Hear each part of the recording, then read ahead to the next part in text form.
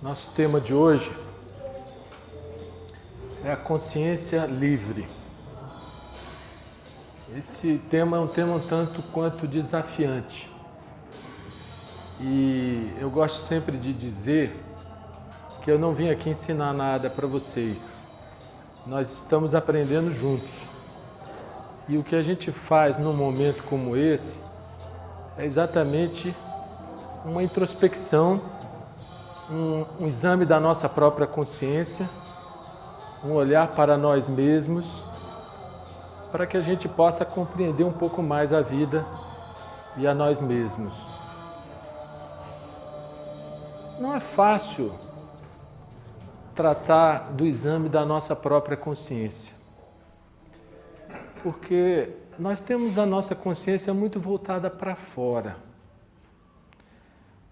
Todo o nosso tempo, toda a nossa energia é voltada para coisas externas.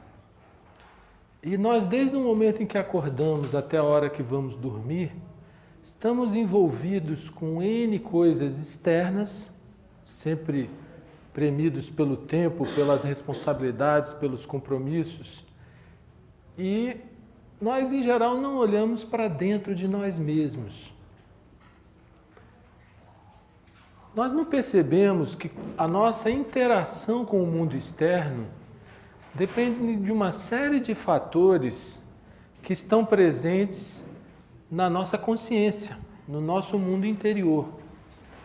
Mas, em geral, nós não olhamos para esse mundo interior e, consequentemente, vivemos uma vida corrida, uma vida toda voltada para fora, uma vida assim que a gente vive meio aos trancos e barrancos, com algumas alegrias aqui, outros aborrecimentos ali.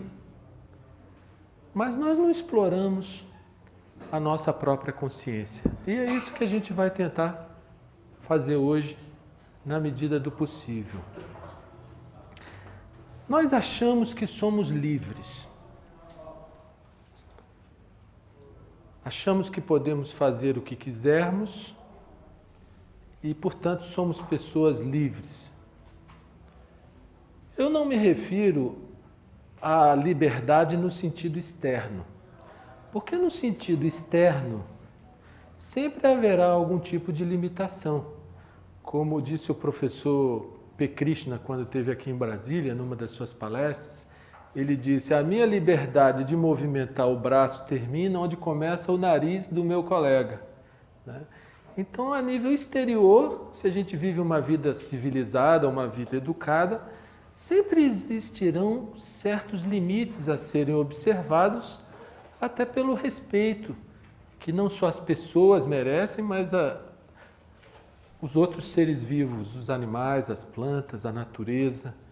Então, alguma limitação externa sempre é necessária, até por uma questão de respeito à vida e respeito aos outros. Mas nós estamos falando da consciência, que é um atributo interno. E essa nós achamos que somos livres. Nós achamos que pensamos o que queremos, que ninguém pode ver o que nós pensamos e, portanto, a gente não teria limitações. Mas se nós começarmos a olhar um pouco mais profundamente esse tema, nós vamos ver que nós sofremos uma influência muito grande da propaganda. Nós vivemos a influência dos valores do mundo, dos valores das outras pessoas e até mesmo dos nossos próprios valores. E, portanto, às vezes o ser humano, ele deixa de ser um ser criador, um ser que descobre a verdade por si mesmo, para ser um seguidor.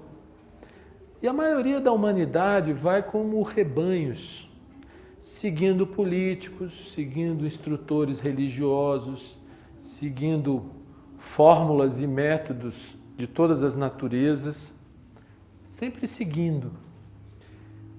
E sempre que há esse atributo de seguir, de imitar, de repetir, não há necessariamente dentro da própria pessoa uma ação criadora, uma vida nova, um descobrir por si mesmo as verdades fundamentais da vida.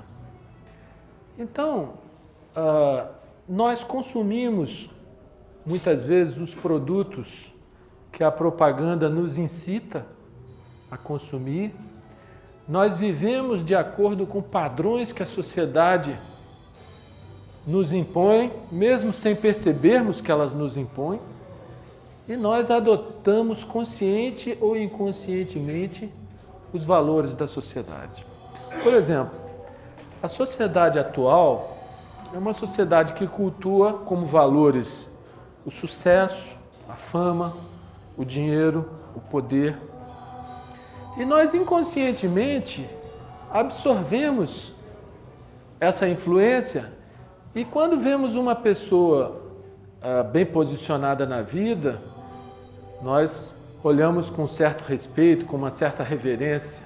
Quando vemos um bêbado, um mendigo, olhamos às vezes com certo desprezo. Quando vemos uma pessoa famosa, a tendência é ir lá querer pedir um autógrafo, né? A pessoa famosa é aquela pessoa que teve êxito, conseguiu ser conhecida. Político, né? Cada vez que chega um político, as pessoas param. Então, esses são meros valores da sociedade atual, que cultua o sucesso material, como se o ser humano não fosse um ser humano, independentemente da posição que ele eventualmente esteja ocupando na vida.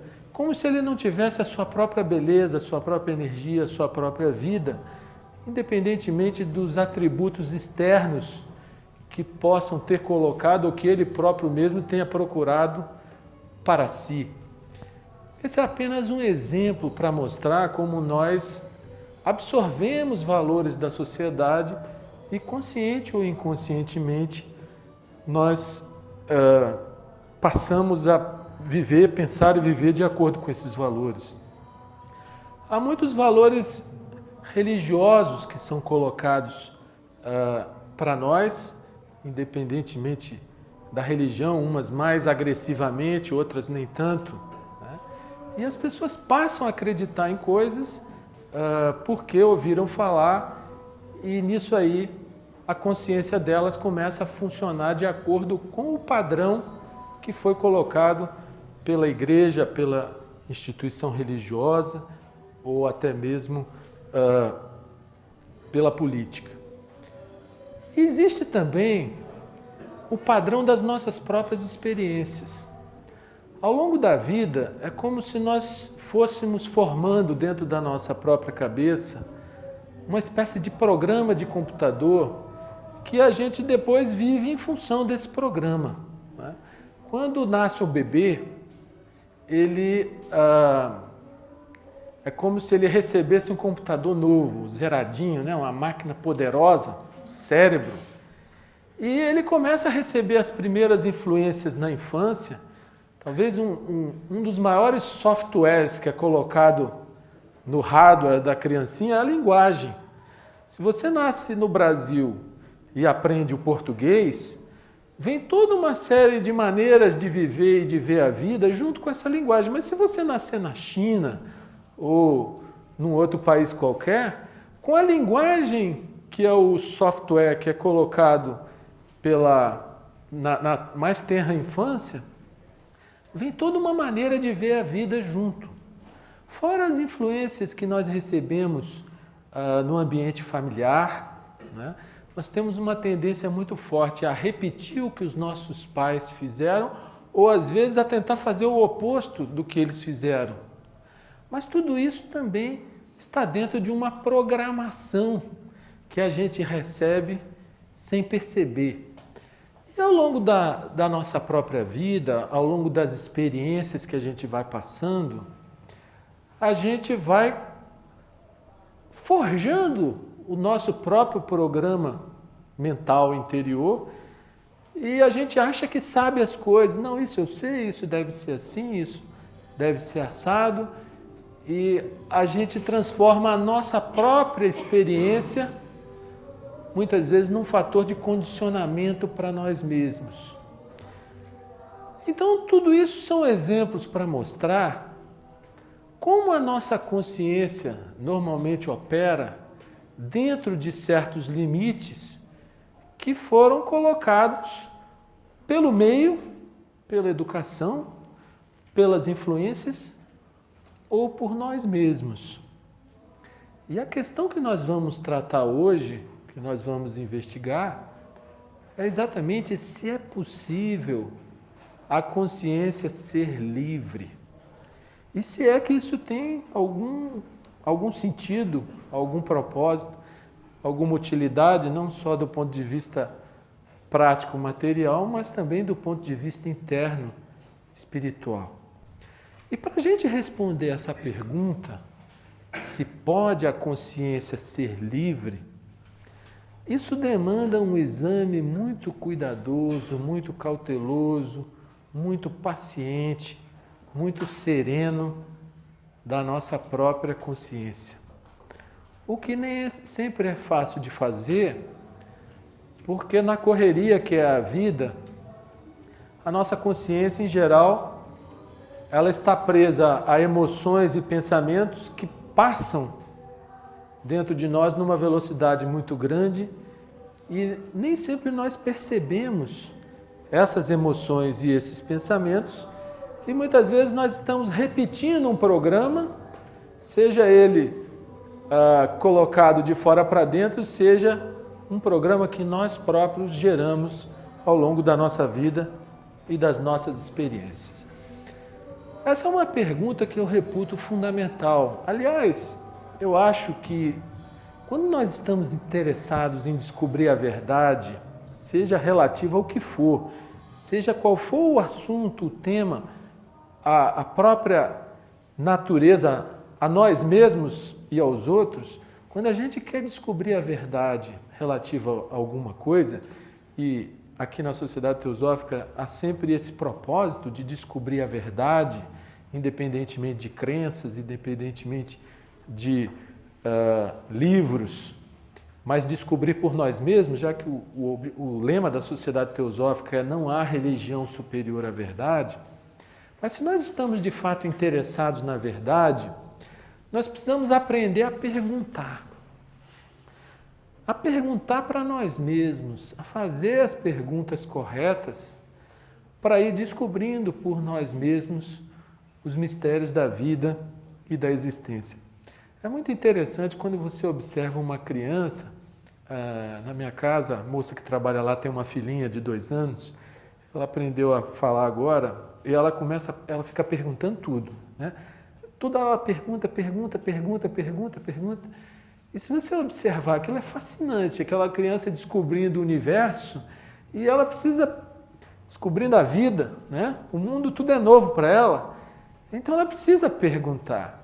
Eu acho que isso também se aplica a nós, porque nós, no nosso conformismo, nessa maneira de viver igual ovelhas num rebanho, seguindo instrutores, seguindo políticos, seguindo seja lá quem for, nós não fazemos as perguntas, né?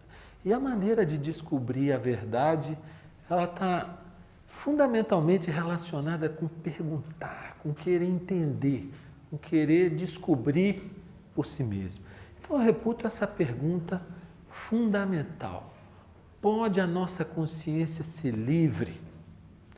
Livre de influências, livre das nossas próprias opiniões, livres da nossa própria experiência, livre para que a gente possa observar qualquer coisa de uma maneira nova, com toda a nossa inteligência, com toda a nossa capacidade de percebimento, com toda a nossa atenção. Para nós respondermos a essa pergunta, nós precisamos talvez fazer uma viagem interior e observar um pouco como funcionam as coisas dentro de nós. Porque a nossa consciência, ou ela será livre se nós percebemos como as coisas funcionam dentro de nós, ou nós seremos escravos de emoções, de tendências, de impulsos, de ideias mesmo, de crenças. Não é? Então, se nós começarmos a olhar para dentro de nós, a nossa primeira escravidão, de alguma maneira, ela está relacionada com os nossos humores, que por sua vez tem a ver com as nossas emoções. Quando a gente está mal-humorado, tudo é mais difícil, né? Difícil o relacionamento, é difícil o trabalho, é difícil tudo. As coisas não têm graça quando a gente está mal-humorado. É lógico, quando a gente está bem-humorado, fica um pouco mais fácil, mas muitas vezes basta acontecer alguma coisa que alguém disse uma palavra desagradável, nosso humor muda.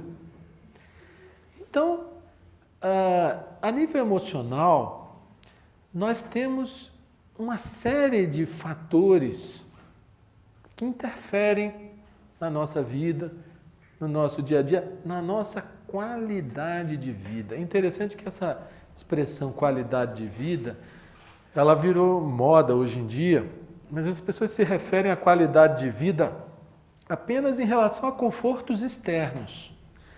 Mas vocês já imaginaram a pessoa que tem todo o dinheiro, tem todos os confortos externos e é uma pessoa infeliz, aborrecida? Isso não é qualidade de vida, né? E às vezes uma outra pessoa nem tem tanta coisa assim, mas é uma pessoa feliz, é uma pessoa alegre, é uma pessoa harmônica, e essa pessoa, eu acredito que ela tem qualidade de vida, talvez até superior àquela outra, que tem tantas coisas materiais, mas não tem essa alegria de viver, essa paz interior. Então, as nossas emoções, elas interferem diretamente com a nossa qualidade de vida. E nós, em geral, somos reféns delas. Muitas vezes, nós temos um acesso de raiva, ficamos encolerizados. Sempre que isso acontece, a nossa consciência está presa.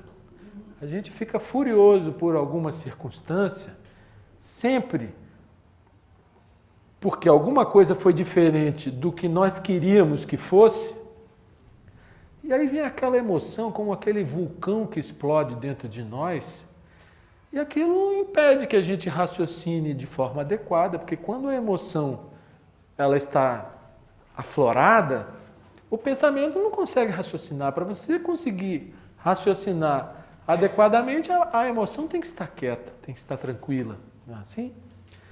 Assim como a raiva, existem muitos outros fatores emocionais que aparecem, que irrompem com muita força do nosso inconsciente, como o ciúme, como o medo, como a inveja, né, a cobiça, né, como tantas outras coisas que nós somos possuídos, vamos dizer assim, a consciência ela fica aprisionada e muitas vezes nós não percebemos. Se você vê uma pessoa encolerizada, muitas vezes você fala com ela, mas você está com raiva, você não está conseguindo raciocinar. Ela, eu não estou com raiva. Ela reage como se não tivesse, porque ela não percebe a si mesma. E aí surge a questão, bom, nós toda hora estamos sujeitos a esses humores, a essas variações emocionais. Toda vez que nós somos prisioneiros da raiva, do ciúme, do medo, da inveja, a consciência não é livre. Não é? É a raiva que vai fazer eu ser agressivo com uma pessoa. Se eu não der uma bofetada, eu vou falar uma palavra áspera. Não é? Quer dizer, naquele momento, a consciência ela é refém da raiva, ela é escrava da raiva. Não é? Então, se nós queremos descobrir se é possível ter a consciência livre, é importante aprender a como lidar com a raiva, como lidar com o medo, como lidar com o ciúme, como lidar com a inveja. E eu diria que a maneira talvez adequada de lidar com isso não é nem reprimindo, nem alimentando. Quando a gente reprime alguma coisa, essa coisa tende a ficar comprimida, como uma mola que se comprime. Em algum momento, ela vai se soltar. Não é isso? Então, às vezes, a pessoa que reprime a raiva, ou a inveja, ou o ciúme, ou o medo, isso vai sair por outros caminhos não percebidos, como neuroses, depressões, doenças psicológicas de outras naturezas. Então, é lógico que é melhor, no momento que vem o acesso de raiva, se você puder contar até 10 antes de xingar ou antes de bater, é bom, né? Porque é a chance que você tem daquela energia muito grande passar, pelo menos o impulso maior, para você administrar a situação, mas sem reprimir. Né? Por outro lado, a gente percebe que muitas das nossas emoções, elas crescem porque nós alimentamos essas emoções com o nosso próprio pensamento. Em geral, com pensamentos de autopiedade de nós mesmos, ou de nós nos colocarmos como vítimas. Né? Poxa, como que aquela pessoa fez aquilo comigo? E quanto mais a gente pensa isso, a gente vai alimentando mais aquele fator. Então, a maneira que eu penso ser adequada de lidar com a emoção não é nem alimentar, nem reprimir. É apenas observar. E aí tem que ser uma observação isenta, porque quando você observa julgando, condenando, não poderia estar sentindo isso, eu não quero sentir aquilo, como é feio o que eu estou vendo, né, em mim mesmo. Então, essa autoobservação, ela vai precisar fundamentalmente de humildade e de isenção. Humildade por quê? Porque eu vou ver dentro de mim cobras e lagartos. Eu vou ver coisas. Você imagina quando você percebe a inveja em você, que você está se comparando, que fulano tem uma casa melhor do que a sua, ou ciclano tem um carro melhor do que o seu, ou fulano é mais bonito que você.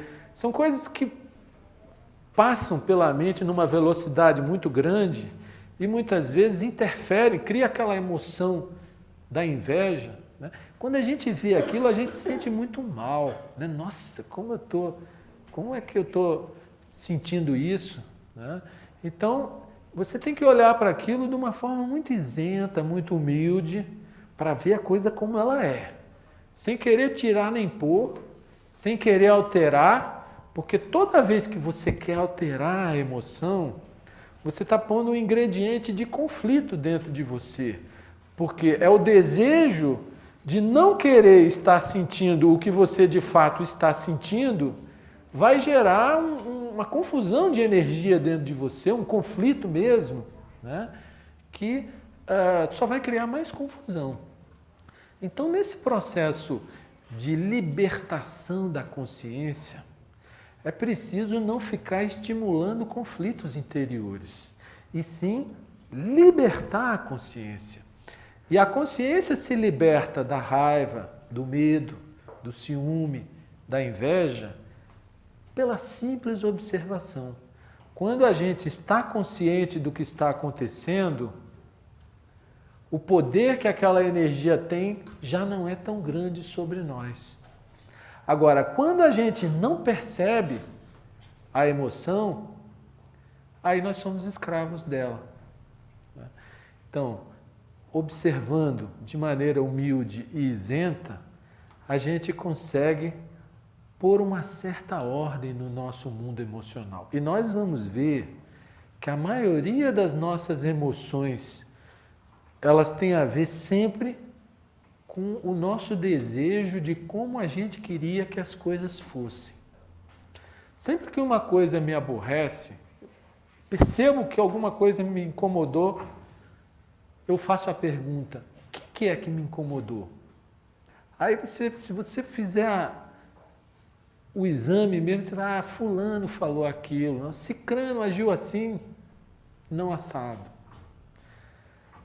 Mas além de você ter que detectar o que é que foi que me incomodou, que gerou aquela raiva, aquele mau humor, ou até mesmo aquela atitude fria, gelada, repugnante com alguém, né?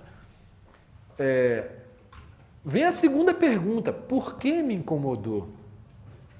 Quando a gente faz essa pergunta, a gente percebe que todas as nossas emoções, todos os nossos humores, de alguma maneira, eles estão relacionados ao nosso querer que as coisas sejam diferentes do que elas são. E a gente atribui muito a responsabilidade aos outros. Mas talvez toda a responsabilidade seja nossa, né? Se a gente olha para dentro e percebe esse querer, e os nossos quereres também é algo que a gente precisa aprender a lidar, né? A gente vai ver que alguns poderão ser satisfeitos e outros não. E é fundamental que a gente aceite isso naturalmente, para que a gente não viva lutando com a vida, lutando com as pessoas, num conflito interminável. Então é fundamental perceber as nossas emoções e os nossos próprios quereres que estão por trás delas, interferindo em todos os nossos humores. Eu diria que esse é um passo no processo de libertação da consciência. Por quê? Exatamente porque se você está preso pela emoção, se você está possuído pela emoção, a consciência ela é escrava da emoção. A emoção te arrasta a fazer comportamentos muitas vezes inadequados porque você não percebeu. Agora, quando você percebe a emoção, você olha para ela sem querer alterar, sem querer reprimir e sem alimentar, você percebe que ela vem e vai e a consciência fica livre daquela emoção. Mas além das emoções, existe uma outra dimensão dentro da gente, porque a emoção é essa coisa mais pesada, mais lenta, mais difícil de ser modificada, né? Mas num outro nível mais sutil, dentro de nós, existem os pensamentos. E esses se movimentam numa velocidade impressionante. Eles andam numa rapidez que nós sequer, às vezes, sabemos por que nós estamos pensando em certa coisa, né? Ele vai e pula de um assunto para o outro, do outro para o outro, do outro para o outro, naquela velocidade, né? Ou seja, será que nós estamos pensando ou será que o pensamento tem uma vida própria, quando ele pula de um assunto para o outro? É assim que a nossa cabeça funciona. E nós, muitas vezes, somos reféns dos nossos próprios pensamentos. Quando eles vão muito numa direção, nós vamos naquela direção, né? E eu diria que, se nós estamos falando em qualidade de vida, não apenas qualidade de vida no sentido material, mas no sentido total, é muito importante perceber como opera a nossa cabeça, como funcionam os nossos pensamentos. E nem sempre é fácil fazer isso, porque a gente é acostumado a usar o pensamento para tudo. E como é que o pensamento vai conhecer o próprio pensamento? É como se o cachorro fosse correr atrás do próprio rabo, seria uma coisa sem sentido. Nós estamos tão acostumados a usar o pensamento para tudo, porque a nossa sociedade, o mundo em que a gente vive, é um mundo fundamentalmente materialista. É um mundo em que todos os esforços são destinados à satisfação material. E eu diria que para interferir no campo material, para fazer as coisas na vida prática, o pensamento tem uma função básica, fundamental. Ninguém está negando isso. É muito importante que a gente tenha o pensamento, que é exatamente o que nos difere dos animais. Nós somos animais racionais, ou seja, nós temos a capacidade de pensar. Se o pensamento é um instrumento muito útil para coisas práticas e materiais, aliás, muitas delas hoje já estão sendo substituídas pelo computador, né?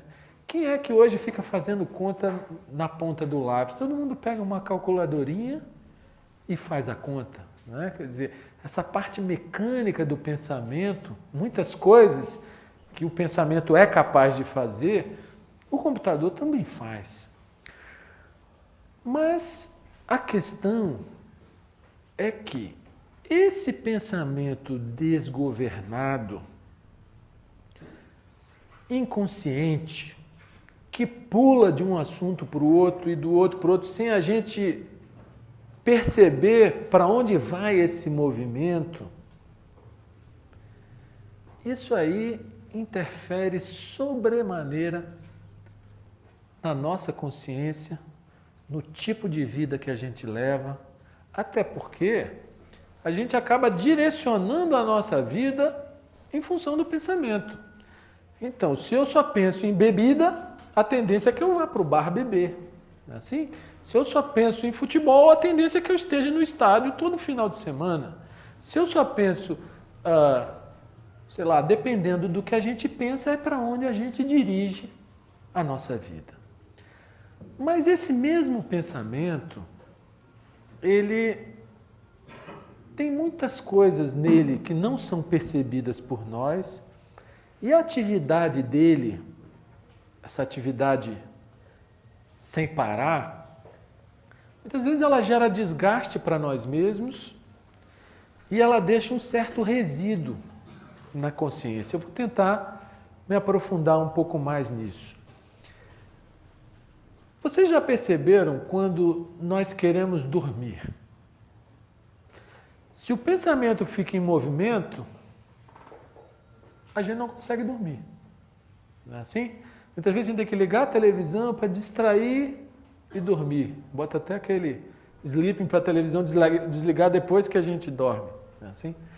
Muitas vezes o nosso pensamento fica muito agitado quando a gente está com alguma preocupação, algum medo, alguma pressão inconsciente.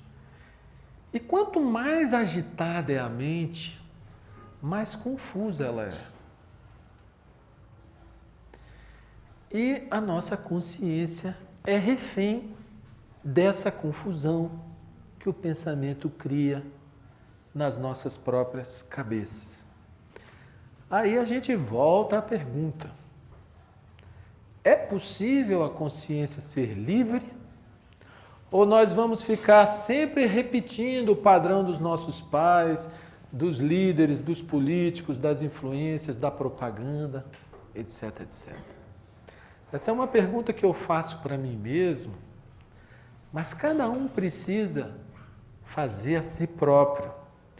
Porque a resposta a essa pergunta não sou eu que vou dar, é cada um que vai dar para si mesmo. Porque ou a gente é capaz de perceber como as coisas operam dentro de nós e nesse perceber está livre dos mecanismos automáticos de pensamento, ou nós não vamos perceber, e não adianta que outra pessoa diga para nós como isso acontece, porque nós não vamos perceber. É que nem a pessoa saber nadar. Se ela sabe nadar, você joga ela na água, ela consegue botar a cabeça para cima. Mas se ela não sabe, ela vai afundar. Assim acontece conosco, em relação à nossa própria consciência. Cabe um esforço interno de cada um de observar a sua própria consciência para ver se é possível enxergar acima, por cima desse programa de computador que todos nós recebemos desde a infância e ao longo da vida. E só aí respondermos se é possível a consciência ser livre. Eu vejo que há um aspecto nesse tema de fundamental importância e que a gente não percebe e que a nossa consciência se escraviza. A nossa cultura, fundamentalmente materialista, ela é uma cultura de vir a ser, é uma cultura de chegar em algum lugar, de conquistar alguma coisa. E o nosso pensamento funciona sempre nesse padrão. Então, o nosso pensamento é acostumado a achar que nós somos separados dos outros, como se nós não fôssemos feitos dos mesmos materiais, né? os mesmos átomos que entram aqui no meu pulmão, saem, pode entrar no pulmão de qualquer um, né? Quer dizer, as moléculas do nosso corpo, tudo isso é um agregado que em algum momento vai desaparecer, vai compor outros agregados, não é assim? Mas nós nos identificamos demais com esse agregado aqui, que é o corpo, com o nome que a gente tem e com a ideia que a gente faz de si mesmo, que é o chamado ego psicológico. E dentro dessa estrutura mental na qual a gente vive, a gente está sempre procurando agregar alguma coisa a esse ego psicológico. Então, eu estou sempre projetando um melhor emprego, uma melhor casa, um novo título. Eu quero ser um bacharel, ter um diploma de curso superior, depois eu vou querer ser um mestre, depois eu quero ser um doutor. A gente está sempre projetando objetivos externos e lutando no dia a dia para conquistar esses objetivos. Essa é a nossa vida. Assim, a gente está sempre correndo atrás de algum objetivo. E esse jogo do pensamento, de sempre jogar uma meta lá na frente e correr atrás dessa meta, do ponto de vista das realizações materiais, é um processo normal. Mas acontece que a nossa vida não é apenas matéria. Como nós vimos, às vezes uma pessoa tem tudo e é infeliz. E uma outra pessoa, por perceber a si mesmo, por perceber esses mecanismos de condicionamento que normalmente fazem as pessoas infelizes, e nessa percepção, libertando a consciência desses mecanismos, ela consegue ser uma pessoa feliz, uma pessoa harmônica, uma pessoa de bem com a vida, uma pessoa espontânea, uma pessoa sem preconceitos, sem medos, sem raivas, né? Então, a vida não é só matéria. A matéria tem uma importância, mas a importância que ela tem é apenas até um certo limite, apenas até você ter o necessário. Quando você já tem o necessário e você continua buscando mais, você cai nesse jogo do processo do vir a ser. E às vezes não é só conquistar coisas materiais, são atributos, né? Ser conhecido, ser famoso, ter alguma forma de poder. Hoje eu sou vereador, amanhã eu quero ser deputado. Todo político, de alguma maneira, quer ser presidente da República. Então você vê aquela ambição nas pessoas que, na maioria das vezes, é uma forma de escravização da consciência e a pessoa não percebe. Então, esse processo do vir a ser, para que nós nos libertemos dele, é fundamental que a gente compreenda uma coisa que a gente acha tão simples, que é o tempo. O tempo, no sentido cronológico, ele é um fato. O relógio vai ficar movimentando, os dias e as noites vão continuar se sucedendo, faz parte do movimento da vida. A vida é um movimento permanente. E não há que se discutir o tempo cronológico.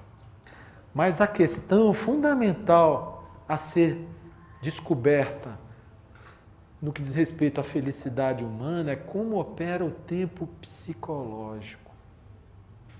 E o tempo psicológico, ele tem a ver exatamente com esse processo do vir a ser, que é a consciência querendo moldar o futuro de acordo com os padrões do passado. E é assim que nós vivemos. Nós estamos sempre querendo que as coisas aconteçam como a gente gosta ou que não aconteçam como não nos agradam. E esses são os nossos padrões do passado. E nós estamos sempre querendo moldar o futuro, moldar os acontecimentos, moldar as pessoas, o comportamento delas, a vida em geral, de acordo com os nossos padrões do passado. Mas se nós olharmos bem, será que o passado existe? O passado existe? O passado já passou, né?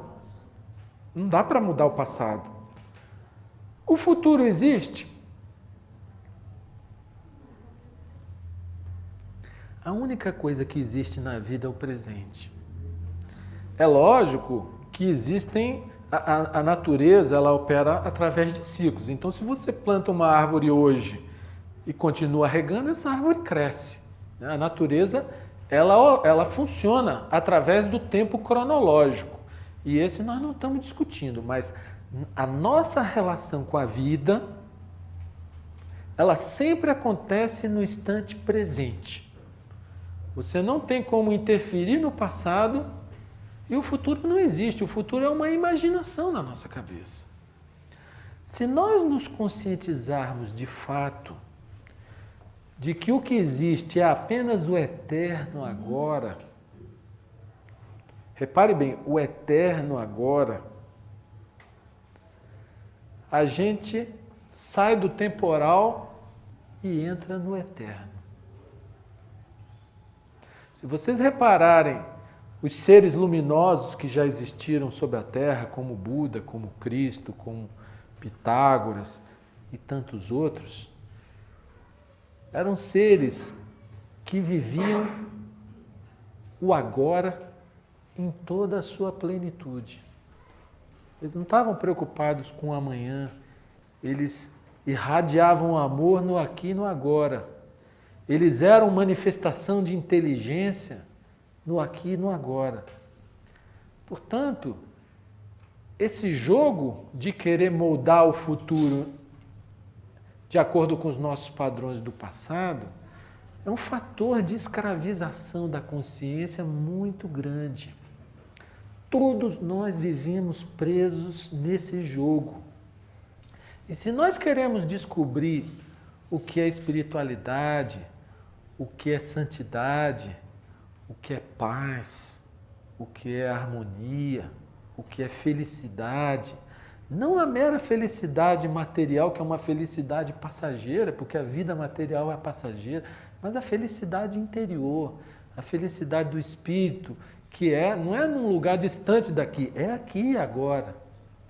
A gente precisa perceber como opera todo esse mecanismo meio que automático da nossa consciência para conseguir enxergar além do mecanismo e perceber que tudo que realmente vale a pena na vida, que é paz, que é harmonia, que é alegria, que é amor, tudo isso pode existir no aqui e no agora, desde que a gente perceba a nossa própria condição de escravos desses mecanismos de pensamento e emoção e, ao percebermos, nos libertamos. Aí você pode perguntar, bom, mas essa libertação é definitiva? Krishnamurti diz que é. Que quando a pessoa percebe uma coisa em toda a sua profundidade, em toda a extensão, a consciência se transforma de uma forma definitiva. Eu não sei dizer se é, pela minha própria capacidade de compreensão.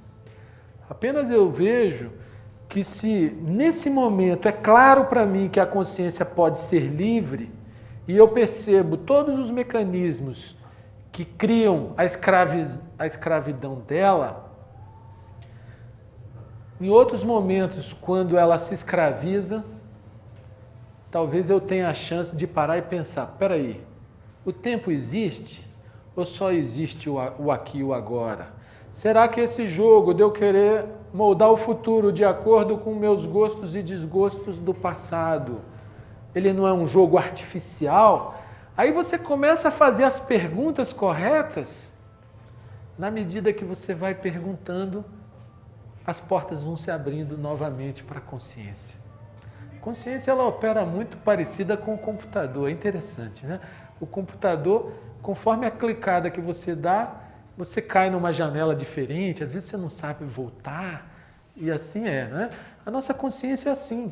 Se eu penso em determinada coisa que vai suscitar dentro de mim todos os meus canhões de agressividade, por exemplo, muda todo o quadro, né? E se eu não percebo, quando eu vejo, eu estou sendo agressivo. Não é assim? A nossa consciência ela se perde muito facilmente na emoção e no próprio pensamento. E aquilo que o pensamento toca, de uma certa forma a consciência se adere àquilo, se aprisiona àquilo como se nós tivéssemos caído lá numa daquelas janelas do computador que não era bem a que nós queríamos, mas caímos. E quando caímos, o que fazer? Lembrar que é no aqui e no agora que a gente percebe que a consciência está presa e ao perceber, ela naturalmente se liberta. Esse é um tema muito profundo, é um tema que exige muita perspicácia de cada um de nós. Mas é algo que eu reputo fundamental se nós estamos interessados em religiosidade, se nós estamos interessados em espiritualidade, se nós estamos interessados em paz. Porque essa cultura egocêntrica da sociedade, a gente vê muitas coisas de fora para dentro. Então não existe paz porque existe bandido, porque existe fulano é assim, porque Beltrano é assado. A gente sempre joga a responsabilidade das coisas para os outros, né? Mas aí é bom fazer aquela perguntinha, eu sou um centro de paz? Existe paz dentro de mim? As minhas relações com o marido, com mulher, com irmão, com vizinho, são relações de paz? A gente precisa buscar a responsabilidade dentro de nós próprios, né? A mesma coisa, todas as pessoas estão sempre buscando uma felicidade e não sabem aonde. É uma corrida frenética, em geral, atrás de objetivos externos, dinheiro, posição, bens materiais, fama, poder, achando que a felicidade está em algum lugar lá na frente. Mas se você fizer a pergunta, onde está a felicidade? O que é ser feliz? Ou você é feliz agora, ou não é. Se você depende de alguma coisa futura para ser feliz, você não é feliz. E quando você olha para você aqui agora e vê que você não é feliz, cabe a pergunta, o que me incomoda? Aí você vai olhar, o tédio. A minha vida é sem graça, sem nada vibrante. Não é? Aí a gente corre para o cinema, para as diversões, para o sexo, para todas as coisas que venham a criar alguma coisa vibrante como uma forma de fuga ao nosso próprio tédio. E o que a gente encontra nessas coisas?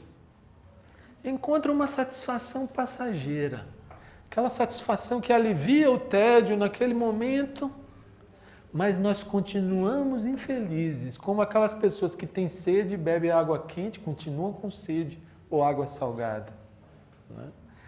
Aí volta a pergunta, por que existe o tédio? Será que eu próprio não estou percebendo dentro de mim os mecanismos emocionais e mentais que estão amesquinhando a vida? Repare bem, a natureza é cheia de belezas.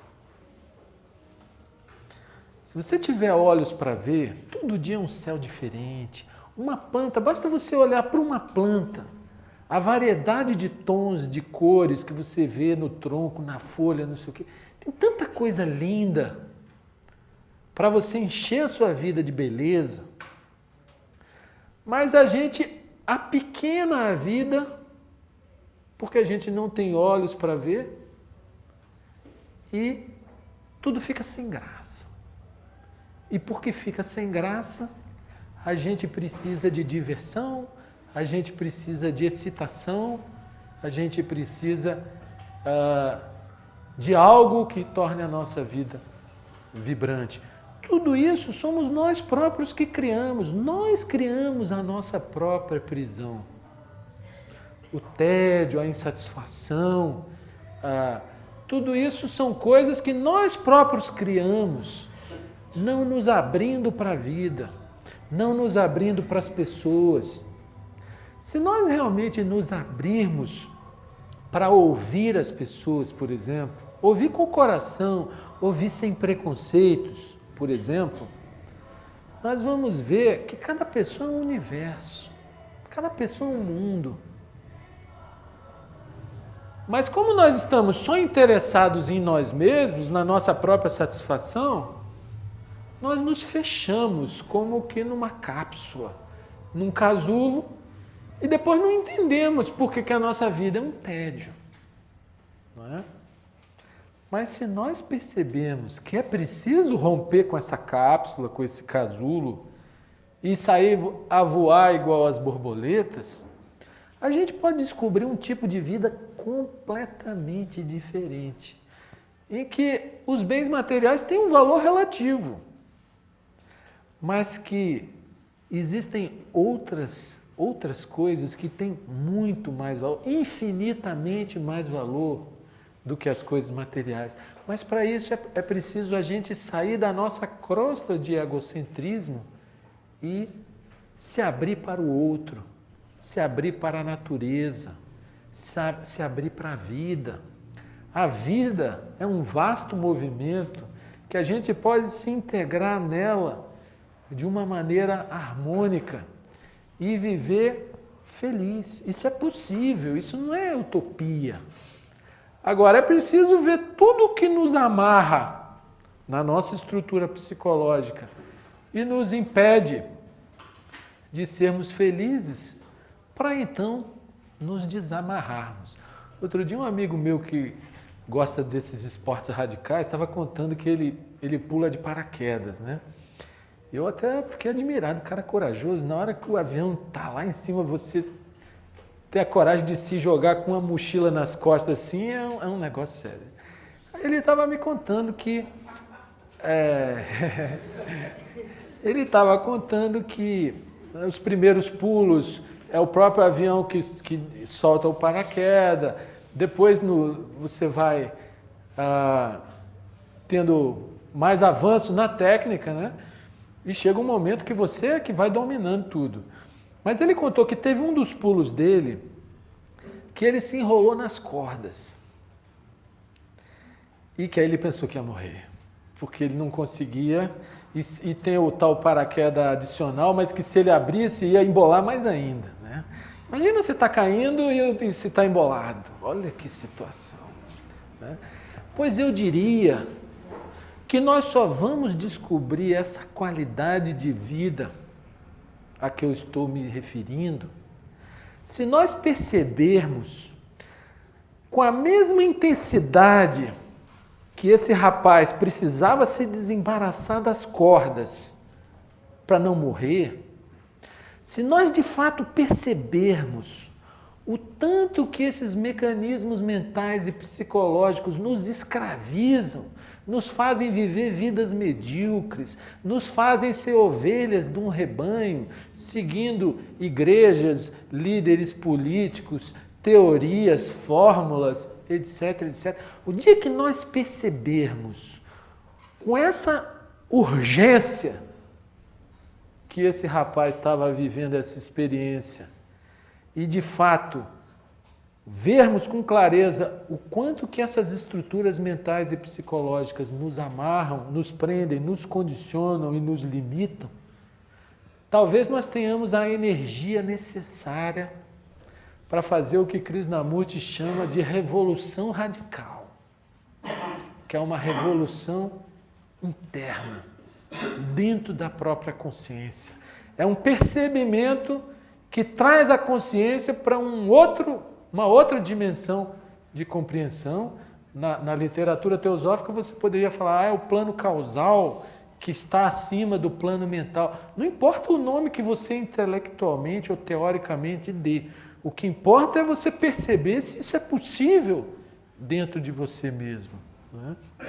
Então, dentro de um processo em que toda a cultura materialista, individualista, egoísta da sociedade reflete sobre nós e nós absorvemos tudo isso, nós entramos nesse jogo do vir a ser, de estar sempre correndo para chegar em algum lugar que a gente não sabe aonde é e não percebemos que a vida é uma coisa sagrada, mas que esse sagrado só se manifesta no aqui e no agora quando a gente acorda para o aqui e o agora, quando a gente percebe o jogo artificial do pensamento que a pequena, que a mesquinha, que acaba com a sacralidade da vida. Isso é religião. Não importa qual igreja que você vai ou nenhuma igreja, o que importa é descobrir o sagrado na vida e descobrir uma dimensão da consciência em que essa própria dimensão se manifesta através de você e ela te faz uma pessoa mais harmônica, mais passiva, mais gentil. Passiva não no sentido que você vai ser uma mosca morta, não, pacífica. Talvez você seja até mais ativo, mas é uma atividade de outra qualidade, é uma atividade que é uma expressão espontânea da consciência livre. Eu tenho a impressão, meus amigos, que essa é a questão básica que está aí para ser desbravada, para ser descoberta por cada um de nós. A consciência pode ser livre da pessoa, do corpo, do ego, da imagem de que nós fizemos de nós mesmos, para descobrir uma outra vida onde o eu e o você já não tem tanta diferença assim, onde nós nos encontramos todos num bem maior que nos abraça, que nos une, que nos harmoniza. Isso é religiosidade, isso é amor como uma coisa real e não como uma coisa meramente aparente. Agora, isso é material de descoberta, de pesquisa, de investigação de cada um, para sempre ser descoberto e redescoberto a cada instante, no aqui e no agora.